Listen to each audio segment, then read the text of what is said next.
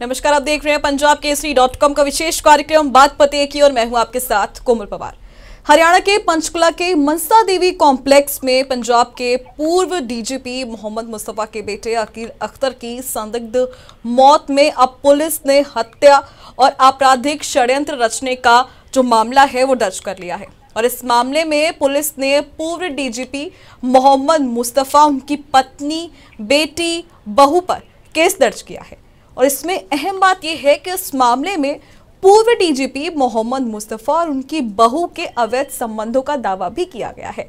इसमें खुद अकील अख्तर ने अपने पिता और पत्नी के अवैध संबंधों का जिक्र एक वीडियो में किया था, लेकिन अकील की मौत के बाद उसके डीजीपी पिता और उसके परिवार पर कई सवाल खड़े हो रहे हैं। और अब यह मामला अपनी हाई प्रोफाइल प्रकृति और फाउल प्ले के आरोपों के कारण जनता का ध्यान आकर्षित कर रहा है, जिसने पारिवारिक रिश्तों, राजनीतिक प्रभाव और जांच की निष्पक्षता पर भी गंभीर सवाल उठाए हैं।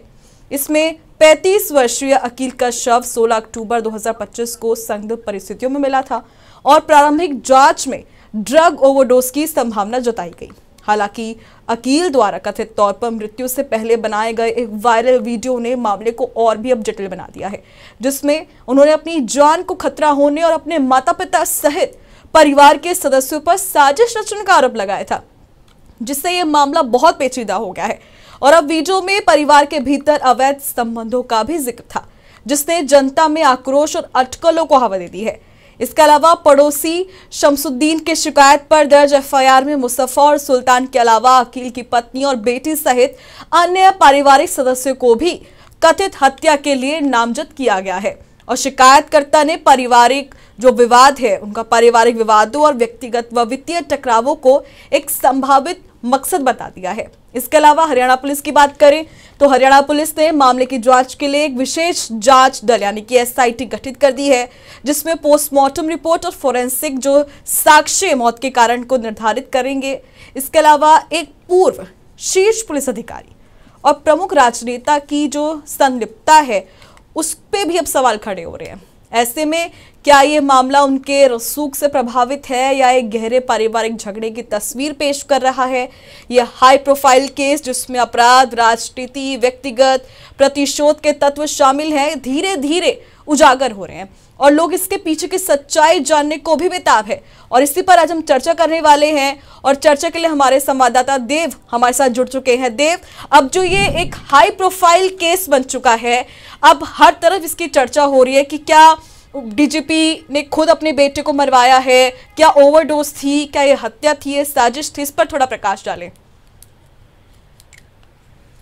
देखिए, सबसे पहले बता दें कि पंजाब के पूर्व डीजीपी मोहम्मद मुस्तफा और पूर्व मंत्री रजिया सुल्ताना के बेटे थे अकील अख्तर, जिनकी घर से बेहोशी की हालत में वह मिलते हैं, जिसके बाद उनको अस्पताल में एडमिट करवाया जाता है और जहां उनको डॉक्टर मृत घोषित कर देते हैं। तो देखिए, अपने आप में ये हाई प्रोफाइल मामला जो माना जा रहा है, क्योंकि पूर्व डीजीपी के बेटे होने के नाते और पूर्व मंत्री के बेटे होने के नाते इस मामले को हाई प्रोफाइल मामला देखा जा रहा है। क्योंकि अगर बात करें अलग अलग जो पार्टियां हैं, क्योंकि कांग्रेस पार्टी से मलेरकोटला की जो इनकी पत्नी है पूर्व डीजीपी की, वह विधायक रह चुकी है, रजिया सुल्ताना जो पूर्व मंत्री भी रह चुकी है, तो कहीं ना कहीं जो राजनीतिक पार्टी है उनमें भी यह चर्चा बड़ी गरमाई हुई है। देखिए, अकील अख्तर की अगर बात करें तो उनके द्वारा एक वीडियो जारी की जाती है, जिस वीडियो में वह कई सारे गंभीर इल्जाम लगाते हुए अपने परिवार पर नजर आते हैं और उसमें वह अपने आप को मानसिक तनाव में भी कहीं ना कहीं महसूस कर रहे हैं और अपने आप को बीमार भी बता रहे हैं, जिसके तहत वह अपने आप को बताते हुए नजर आता है कि वह काफी लंबे अरसे से जो बड़े परेशान चल रहे हैं, वह डिप्रेशन में चल रहे हैं और बड़े संगीन आरोप अपने पिता पर भी, अपनी पत्नी से गंभीर आरोप, जिस तरह अकील अख्तर की पत्नी तो मतलब पूर्व डीजीपी की वह बहू हो गई और बहू और ससुर में आपसी जो कह ले कि नाजायज संबंधों का जिक्र करते हैं। इसके बाद यह मामला तूल पकड़ लेता है और बता दें कि हरियाणा के पंचकुला में मनसा देवी कॉम्प्लेक्स सेक्टर 4 में इस मामले की जो एफआईआर दर्ज होती है और जिसके बाद पूर्व डीजीपी, उनकी पत्नी पूर्व मंत्री जो रह चुके हैं उनकी बहू और उनकी बेटी पर जो मामला दर्ज कर लिया जाता है। पर देखिए इस पूरे मामले में गंभीर मोड़ तब आता है जब एक वीडियो और इस मामले में निकलती हुई नजर आती है, जिसमें अकील अख्तर उस वीडियो में बोल रहे हैं, वह 3 मिनट की वीडियो जो निकलकर सामने आई है, अब उसमें वह बोलते हुए नजर आ रहे हैं कि यह सारा कुछ जो कुछ मेरी तरफ से मेरे परिवार पर एलिगेशन लगाए गए थे, वह सारे एलिगेशन, सभी एलिगेशन मैंने बीमारी की हालत में लगाए थे। क्योंकि जिस तरह जब अकील अख्तर की मौत होती है तो परिवार ने इस मौत का कारण ओवरडोज, जो मेडिसिन की ओवरडोज लेने के कारण बताया था। तो इसके बाद वीडियो आती है, वीडियो के बाद परिवार पर मामला दर्ज होता है। पर हैरानी की बात तब सामने निकल कर आती है जब अकील अख्तर की एक वीडियो और सामने निकल कर आती है और वह 3 मिनट की वीडियो में साफ तौर पर कहते नजर आ रहे हैं कि मैंने जो कुछ भी अपने परिवार वालों के विरुद्ध बोला है वह बिल्कुल भी सही नहीं है, वह गलत है और कहीं ना कहीं मैंने बीमारी की हालत में, डिप्रेशन की हालत में सब कुछ कहा है। अब देखिए मामला गंभीर है, मामला हाई प्रोफाइल है, जिस तरह पूर्व डीजीपी और एक विधायक के बेटे से जुड़ा हुआ है। और वहीं अब 3 मिनट के जो इसने पुलिस को घुमाकर रख दिया है, क्योंकि एक पड़ोसी की शिकायत पर यह मामला दर्ज किया गया था, क्योंकि वीडियो भी एक सामने आई थी। उसके बाद एक तुरंत बाद वीडियो निकलकर सामने आना इसने सभी को हैरत अंगेज में डाल दिया। और बिल्कुल देव, जिस 3 मिनट की आप बात कर रहे हैं वो कहीं ना कहीं वीडियो दर्शकों ने भी देखा है, पूरे देश ने वो वीडियो देख लिया। क्या उस वीडियो के बनाते वक्त वो किसी दबाव में थे या क्या कुछ साजिश रची गई, और इसमें पुलिस क्या कर रही है इस वक्त, क्योंकि पुलिस पर भी लगातार निशान खड़े हो रहे हैं? बिल्कुल कोमल, यह बड़ी बात है। देखिए यह तो जांच का विषय है, क्योंकि इसमें देखना बड़ा जरूरी होगा कि पहले एक शख्स वीडियो बनाता है और उसके बाद अपनी जान दे देता है, क्योंकि अपनी आप की जान निछावर करना और जान दे देना भी अपने आप में वो कोई आसान कार्य नहीं है। जब इंसान जिंदगी की भाग दौड़ से थक जाता है, परेशान हो जाता है और इतना निचट जाता है कि वह अपनी जान लेने पर भी उतारू हो जाता है। तो देखिए पहले जब वीडियो बनाते हैं कई सारे गंभीर आरोप लगाते हैं, तो यह भी एक जांच का विषय है कि आखिर जब यह वीडियो में आरोप लगाए गए हैं उसके बाद वह वीडियो शूट की गई है या वह वीडियो पहले की शूट की हुई है। क्योंकि जिस तरह उसमें बताया गया कि घरेलू कलेश कहीं ना कहीं बताया गया और कहीं ना कहीं उन्होंने अपनी पत्नी का और अपनी पत्नी के अपने पिता से जो गैर संबंधों की बात की गई थी, और अब उस 3 मिनट की वीडियो में वह सारी बातों से मुकरते हुए नजर आ रहे हैं। तो यह जांच का विषय है, या इसमें पुलिस ही बात को साफ कर पाएगी कि पहले की वीडियो कब बनी गई है और बाद वाली जो वीडियो है कब बनी है, और किसी ना किसी प्रेशराइज होकर यह वीडियो तो नहीं बनाई गई। क्योंकि जिस तरह हम बता देंगे पंचकुला में एमडीसी स्थित सेक्टर 4 में उनकी कोठी में उनका जो हालत है वह उनकी बॉडी है जो बेहोशी की हालत में मिली थी। उसके बाद उनको अस्पताल दाखिल कराया जाता है। दाखिल कराने के बाद वहां डॉक्टर उनको मृत घोषित कर देते हैं, और जिसके बाद परिवार का भी एक बयान नजर आता है, सामने आता है कि कहीं ना कहीं उनके पुत्र द्वारा जो ओवरडोज ले ली गई थी, क्योंकि वह काफी समय से डिप्रेशन में थे या दवाइयां ले रहे थे।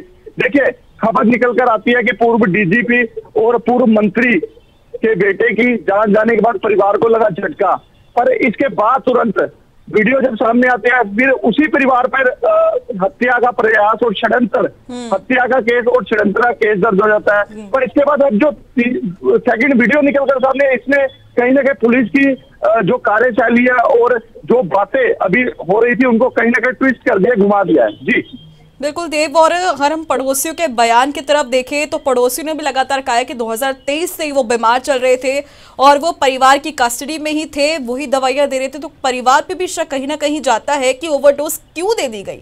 अगर परिवार ख्याल रख रहा था तो कैसे ओवरडोज दी गई है? क्या इस साजिश के तहत दी गई है या इसके पीछे कोई और कहानी है? क्योंकि 2023 के बाद से पड़ोसियों का कहना है कि उन्हें देखा भी नहीं गया है। देखिए अक्सर जब भी कोई व्यक्ति डिप्रेशन में होता है तो यह बात तो साफ होती है कि वह अपना मानसिक संतुलन कहीं ना कहीं गवा बैठता है, और जब इंसान का मानसिक संतुलन ही सही नहीं होगा तो यह बात भी कहना गलत नहीं होगा। अगर वह व्यक्ति समाज में आता है तो उसकी जो हरकतें होती है वह कहीं ना कहीं समाज से अलग होती है, क्योंकि वह खुद में अपनी आप जो मानसिक जो दिमाग से लड़ाई लड़ रहा होता है। तो देखिए जिस तरह बिल्कुल पड़ोसी ने इल्जाम जरूर लगाए हैं और कहीं ना कहीं पड़ोसी की शिकायत पर यह मामले ने और ज्यादा तूल पकड़े हैं, पर ओवरडोज लेने का कारण क्या हो सकता है? देखिए जब मानसिक तौर पर इंसान परेशान होता है तो कहीं ना कहीं अपनी जान लेने की कोशिश करता है। तो यहाँ ये भी कहा जा सकता है कि क्या पता, देखिए हम पक्के तौर पर इसकी कोई पुष्टि नहीं करते फिलहाल हम इस बात पर चर्चा कर रहे हैं कि हो सकता है कि मानसिक उत्पीड़न उसका इतना ज्यादा हो रहा, वो मानसिक तौर पर इतने परेशान, इतने डिप्रेशन में हो गए कि उन्होंने खुद से दवाई ज्यादा खा ली हो, क्या पता वह अपने आप को संभाल ना पा रहे हो। देखिए ये तो जांच का विषय रहेगा कि दवाई आखिर ज्यादा खाई गई है या ओवरडोज नहीं हुई है, क्योंकि जब तक उनकी पोस्टमार्टम की रिपोर्ट सामने नहीं आती, कोई अधिकारी तौर पर पुष्टि नहीं होती, तो यह कहना भी सही नहीं होगा। और ये तो आने वाले समय में उनके पोस्टमार्टम रिपोर्ट में जो नतीजे निकल कर आएंगे उसी से पता लगेगा कि आखिरकार ओवरडोज हुई है या फिर अभी तक ये सिर्फ अटकलें या बातें ही हो रही हैं। जी देव, बहुत शुक्रिया हमारे साथ जुड़ने के लिए और तमाम जानकारी के लिए, बेहद शुक्रिया। जी बहरहाल अब आपको वो वीडियो दिखाते हैं जिसको लेकर ये पूरा ही जो कांड है ये सबके सामने आया है। वो वीडियो जिसमें डीजीपी मुस्तफ़ा का बहू के साथ अफेयर बताया गया है, वो तमाम आरोप जो कथनी उन अकील ने इस वक्त कही है, वो वीडियो उस वीडियो पे नजर डालते हैं जो मौत से पहले का है। देखिए इस वीडियो को। आज 27 अगस्त 2025 है एंड रिकॉर्ड कर रहा हूँ ताकि कोई डॉक्यूमेंट हो जाए मेरे पास पहले से ही, जिसमें मतलब बेसिकली मैंने अपने डैड को और वाइफ का अफेयर डिस्कवर किया और काफ़ी टाइम हो गया, साल 1.5-2 साल हो गए डिस्कवर मेरे को, जब से पता लगा। पता मेरे को पहले ही लग जाना चाहिए था जब ये काफ़ी कुछ हुआ, मतलब 2000 शादी के 1 साल बाद भी 2018 में इनको मैंने पकड़ लिया था बाथरूम यहाँ पे अपने रूम में, ड्रेसिंग रूम के अंदर भाग गया था नीचे, फिर मेरे को उसने फिर डिटेन कराया लीगली। अब बेसिकली मेरे को बहुत मेंटल ट्रॉमा में हूँ, बहुत ज़्यादा स्ट्रेस में हूँ, मेरे को समझ नहीं आता मैं क्या करूँ क्या ना करूँ।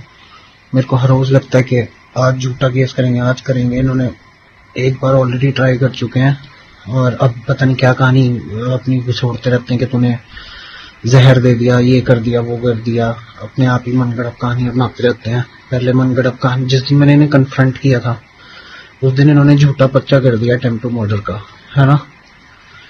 और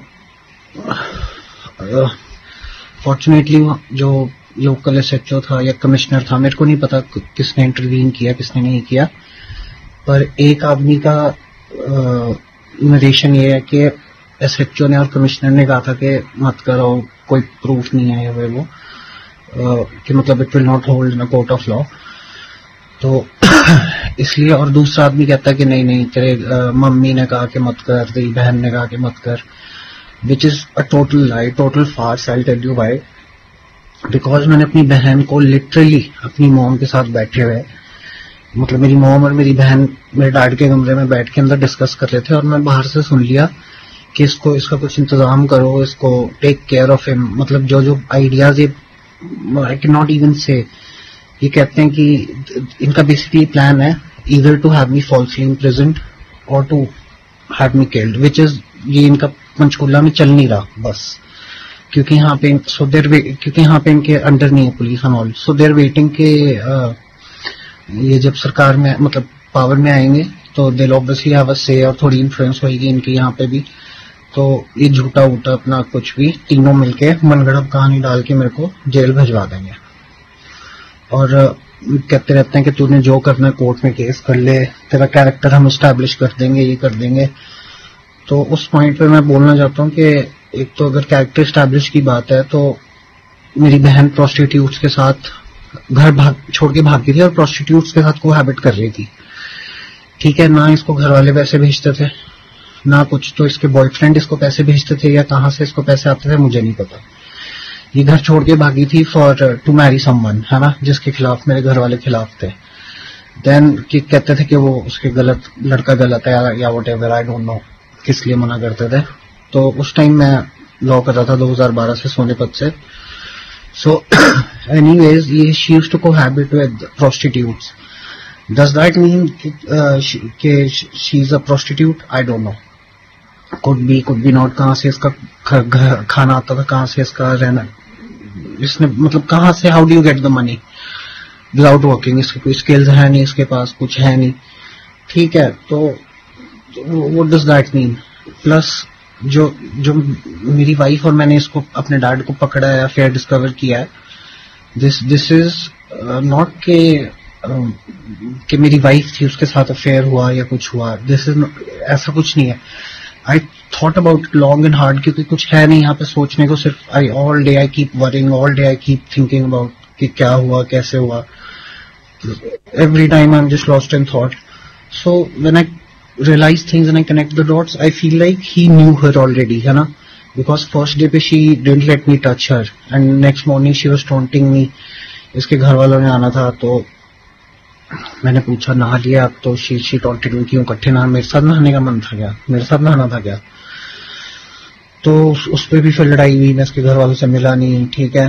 एंड फिर मैं अपने रूम में रहा, फिर एकदम से all of a sudden she comes into my room, ये जाती है, खुद ही लेट जाती है मेरे साथ, है ना. तो that's how we consummated our marriage, जो भी माय मैरिज और what her marriage with, I don't know, मैं तो पागल हो रहा हूँ यहाँ पे. मेरे से शादी नहीं हुई इसकी मेरे बाप से शादी हुई है, ठीक है. And now they're establishing a false narrative कि मैंने पहले ये कहते थे मैंने हेलुसिनेट किया, फिर उसकी I made the mistakes of arguing with them, है ना. मैंने इनको काउंटर आर्ग्यूमेंट्स दे दी अपनी, वरना ये कोर्ट में वहीं पे फेल हो जाते, बिकॉज पहले ये कहते थे कि you hallucinated, and then I brought up the point that why am I being, if I have hallucinated such a big event, है ना, किसी ने हेलुसिनेट कर लिया अपने रूम में तुम्हारे बाप को और तुम्हारी बीवी को इकट्ठे, तो ऑब्वियसली उसकी मेंटल हालत ठीक नहीं है. He should not be allowed to drive, है ना. Why was I being allowed to drive myself to the court and back, हाँ. एंड ये आर्ग्यूमेंट गलती से मैंने इनके सामने रख दी. फिर इन्होंने फिर कहने लगे तो डिल्यूजनल, जो भी इनकी नैरेटिव इनका चेंज होता रहता है ना, स्टोरी हर वक्त जब भी मैं आर्ग्यूमेंट देता हूँ कोई वैलिड. फिर इन्होंने क्या किया, मेरे को इन्होंने अबडक्ट करा के लिटरली विदाउट माई कंसेंट मेरे को किसी रिहैबिलिटेशन सेंटर में बंद रखा, जो कि प्रीवियसली मैं रिहैबिलिटेशन सेंटर में जाके आया था, and I was clean, I was of any substance, and hence जो इनकी दूसरी कन्फाइनमेंट थी वो it is totally legal, because मैं नशे में नहीं था, कुछ नहीं था. अगर मेरी मेंटल हालत ठीक नहीं थी, I should have been sent to a mental hospital, not a rehabilitation centre. ना मेरे को डॉक्टर को दिखाया गया, ना कोई डायग्नोसिस हुआ, कुछ नहीं हुआ, मुझे रिहैबिलिटेशन सेंटर भेजा गया. और वहां पे इन्होंने, क्योंकि जब इन्होंने पिछली बार भेजा था ना सेंटर में, कहते हैं शेयर करो अपनी भावना को, शेयर करो. मैंने शेयर कर दिया कि क्यों हूं मैं यहाँ पे, क्यों नहीं हूं, कि मैंने अपने बाप को और बीवी के अफेयर को डिस्कवर कर लिया है, एंड घर पे ऐसा माहौल है, ये है वो है. At that time I did not know कब तक रखेंगे कब तक नहीं, एंड मैं बहुत डरा हुआ था. तो ये बात इन घर वालों तक पहुंचती है, and they immediately pull me out of the rehabilitation centre, है ना. सो एनीवेज उसके 2-3 महीने बाद around I was back in June 1 I was back. May 9 को मेरा फाइनल एग्जाम था. May 9 को इन्होंने उठवाया, वो भी पुलिस से उठवाया, क्या कि तुम्हारे गैंगस्टर्स से ताल्लुकात है, हमारे साथ आओ, है ना. This is abduction by deceit. For example if you don't know कि बाय फोर्स होती है, next time they did by force, and which was in 100% in violation of law. I was neither high nor using any substance, nothing doing. मैं अपनी book पढ़ रहा था बाहर balcony में बैठा, इंस्पेक्टर आता है मेरे को उठा के ले जाता है इनका. He is using the state machinery without any provocation, nothing. Punjab के बंदे पुलिस मशीनरी, स्टेट मशीनरी बुला के हरियाणा में बुलाता है, मुझे उठवा देता है, अपने गनमैनों को यूज करता है, मुझे उठवा देता है, और फिर टॉन्ट मारता है पीछे से कि तू बहुत बड़ा आईपीएस ऑफिसर है, तेरे से अट्रैक्ट होंगी लड़कियां. मतलब ही इज वेरी प्राउड कि ये बच्ची को, मेरी बीवी को, एक यंग लड़की को इसने फंसाया हुआ है, उसके साथ इस गंदे संबंध, इसके घटिया आदमी के संबंध है. He is very proud of that fact कि बड़ी अट्रैक्ट होती हैं इससे लड़कियां. Meanwhile she is a prostitute, भाई साहब, she has been a prostitute, that's how she is met him, and this is only my guess, because otherwise how would he have known her, है ना, how could he have known her. तो anyways, तो you know I'm in stress all the time. मुझे समझ नहीं आता मैं क्या करूं. मैं should I clear my bar exam then file for a protection petition and all. मेरे नाम की एजेंसी से पैसे आते हैं, वो ये स्टेट मशीनरी गनमैन को यूज करके जबरदस्ती मुझसे छीन लेते हैं, मेरे तक पहुंचने नहीं देते हैं पैसे, मेरे हाथ में नहीं आने देते हैं. And then they behave like they're concerned for me. इतनी बड़ी रकम हम तेरे हाथ में कैसे दे दें, तू नशे कर लेगा, ये कर लेगा. Meanwhile, I've heard my sister and my mother in my father's room, overheard them talking inside, planning to take care of me, कि मेरे पे झूठा केस कराना है, क्या कराना है. And my father is suggesting we'll do it after elections, हैं। देन फिर मेरी बहन को चुल इतनी मच रही है ना ये सब लूटने की, लूट के इसके पैसे भी मैं ले लूं, गैस एजेंसी के सब ये ले लूं, प्रोस्टिट्यूट्स के साथ कोहैबिट किया वहां से कहीं से, ये आदतें पड़ गई होंगी, पैसों की कीमत अहमियत कैसे पता लग गया होगा। मैंने तो कभी घर वालों को नहीं कहा मेरे को ये हिस्सा चाहिए या मेरे को ये हिस्सा चाहिए या मेरे इसको घर से निकालो, ये प्रोस्टिट्यूट्स के साथ रही है ना, I have never done that. तो ये कहती है कि kick him out of the house. इसका ये फाइनल सुझाव था कि if you can not file a false complaint, if you can not have him murdered, just kick him out of the house, ठीक है। एंड सेकेंड टाइम बेसिक जो, और ये मलेरकोटला में पूरे अपने शहर में अपनी इज्जत बचाने के लिए कह रहे हैं, क्योंकि सेंटर में पंजाब का सेंटर था, वहां पंजाब के लड़के थे, है ना, अपनी इज्जत बचाने के लिए ये कह रहे हैं कि ये तो पागल हो गया, इसने हेलुसिनेट किया, मेरे को दवाइयां खिलाई without any diagnosis. Is that how you treat a mad person? अगर मैं वाकई में पागल हूं, is that how you treat him? मेरे को कुत्ता बोलते हैं, ये बोलते हैं, मेरे को मारते हैं, मेरे को धमकाते हैं सरेआम, ठीक है। और फिर जब मैं कुछ कहता हूं, मेरे पास वीडियोस हैं, मतलब इनकी रिकॉर्डिंग्स हैं जिसमें सरेआम झूठे इल्जाम लगाने लग जाती है। इसने कहीं से, मतलब इसके मुंह से एडमिट की, this is a common fact that she was cohabiting with literally girls who were workers. This is not my imagination. This is not something which is in my mind. She knows it. She's agreed to it. She's only told me that they were sex workers, है ना. And इसने वहां से ये tactic सीखी है। जब भी मैं कुछ पॉइंट रेस करता हूँ, she says कि तूने रेप किया मेरा, then she says तूने अपनी माँ का रेप किया, then she says तू अपनी माँ पे गलत नजर रखता है, as in you want to have sex with your mother. These are the allegations I have to face. ये मेरे को डराते हैं कि तूने कोई स्टेप लिया, कुछ लिया, तो हम तेरे पे रेप केस करा देंगे, हम तेरे पे मर्डर केस करा देंगे। मीनवाइल इनको पता है they're in total violation of law ये कर रहे हैं by not giving me my proceeds from my partnership agency. I am in a contract with the Indian Oil thing, I am in a contract with them and they are literally denying me the money because I want to move out, है ना। पर इनका plan है कि हम इलेक्शनों के बाद करेंगे सब कुछ। So I have no idea what to do. Somebody please help me. Somebody please save me. ये मुंह पे बोलता है बंदा, इसको कोई, the most frightening thing is इस आदमी को कोई डर नहीं है मेरे बाप को। ये मुंह पे बोलता है तेरी हेबियस कॉर्पस देख लेंगे, तेरे जज का बाप कब्र से उठ के आ गया, तब भी कुछ नहीं कर पाएगा अगर तुझे मरवा दे, क्योंकि कोई एविडेंस ही नहीं होगा। And this is how he has been doing things. जब भी ये कुछ करवाता है, there is no evidence to be found, police is in hand in glove with him. क्या एविडेंस मिलेगा? What will be found? So I don't know what to do. Second time I have only one point which will favour me. I have no evidence. इनकी सारी गवाहियां, इनकी सारी, क्योंकि ये तीन है, they are targeting my isolation, ठीक है, because I am isolated in all of this, I am alone. And ये तीन है या चार है जितने भी हैं तो they are counting on that, they are counting on the anticipated delays in the legal system, कि इसको सारी उम्र लग जाएगी तब भी ये अपने पैसे नहीं ले पाएगा, अपना वो नहीं ले पाएगा, तब तक हम अपना काम कर देंगे, सरकार में पावर में आके जो भी हमने करना है हम कर देंगे। अब ये फॉल्स नैरेटिव फैला रहे हैं कि हमारा बेटा पागल हो गया है, ये हो गया है।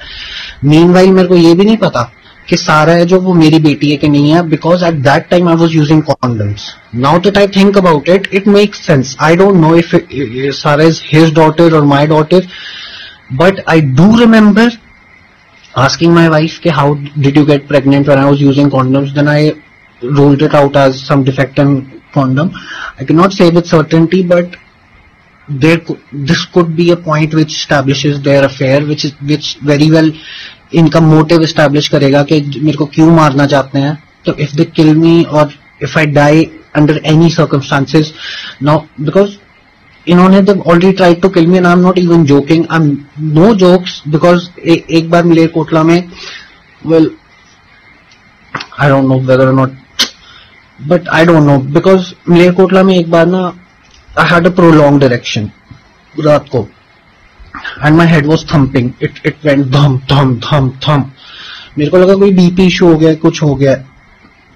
कोई वखबोर्ड का हॉस्पिटल है वहाँ, Halima I think, I am not sure Halima और व्हाट, वहां पे जाके आई गॉट बीपी की मेडिसिन। वहां पे कोई बंदा खड़ा था, उससे बात भी हुई मेरी, वो कह रहा था कि दवाइयां सस्ती कुछ कराई थी इन्होंने, वक्फ बोर्ड ने कुछ करा था तब दवाइयां सस्ती करी थी या something. So he was saying ये मेरा आइडिया था, व्हाटएवर, ये बात हुई उस बंदे से मेरी। सो एनीवेज उस रात को I did get blood pressure medicine from Halima Hospital, because I'm thinking, I'm not very sure, could have been some other issue, but a prolonged erection with thumping in my head, they could have, spiked me with Viagra or something or the other, है ना? And then she has properly tried to bribe me. मतलब एक तो ये झटका कम नहीं है कि मेरी बीवी, मतलब मेरा इसने घर उजाड़ दिया प्रॉपरली प्री प्लानिंग के साथ, मेरे पैरों में लेट के इसने कहा मेरे को शादी कर, मैंने इस लड़की से मना कर दिया शादी करने से, मेरे को पहले ही वाहियात लग रही थी है, ठीक है. Then they have tried to bribe me. एक तो my events are not, because I am not planning to I have not been planning to do something against them or something. So my story is not chronological. मतलब ये पहले हुआ नहीं मुझे पता. But all of these things I'm saying have happened, and then after I've caught them, she's tried to bribe me with making me feel her vagina. She can squeeze it or something. Maybe that is why मेरा बाप पागल है इसके पीछे, लड़की के पीछे. I don't know, and that is one of the main points why I think he's known her from before. And in the entirety of my marriage, in the entirety of 8 years, I did not know she can do this all with her private parts and all. And then she's tried to bribe me legitimately that I'll make you feel this whenever you want, if you just keep your mouth shut. But it is too much for me. It is too much to take for me that मेरे बच्चे के बच्चे बना दिए इन्होंने.